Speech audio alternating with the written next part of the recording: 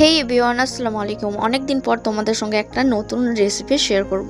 আশা করি তোমাদের পছন্দ হবে। প্রথমে 1 চামচ পোস্ত এবং কয়েকটা বাদামকে পেস্ট বানিয়ে নেব। এরপর 1 চামচ মাস্টার্ড পাউডারকে জল মিশিয়ে পেস্ট বানিয়ে নেব।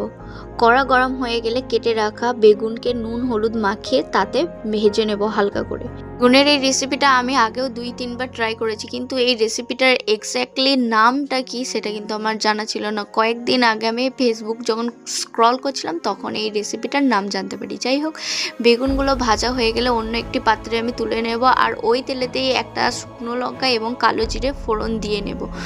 তাতে সর্ষের পেস্ট এবং একটি টমেটোর ও কাঁচা লঙ্কার পেস্টটাও দিয়ে দেবো, এবং এটার সঙ্গেই দেব 1 চামচ হলুদের গুঁড়ো, 1 চামচ লঙ্কার গুঁড়ো আর 1 চামচ জিরের গুঁড়ো দেবো।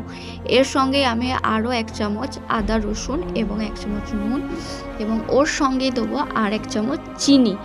চিনিটা দিলে টেস্ট একটু ভালো লাগে। এর সঙ্গে চিড়ে রাখা কাঁচা লঙ্কা দেবো। এরপর আগে থেকে ভেজে রাখা বেগুনগুলো আমি ওই মশলাতে অ্যাড করে দেবো। ওই মশলাতে অ্যাড করার পর আমি কিছুটা ধনে পাতা ওর সঙ্গে অ্যাড করব। আর হ্যাঁ, ধনে পাতা অ্যাড করার পর কিছুটা আমি তরকারিটা নাড়াচাড়া করার পর আমি ওতে কিছুটা পানিও অ্যাড করেছিলাম। ব্যাস, ফুটে গেলে আমাদের রেডি হয়ে যাবে বেগুন বাহার।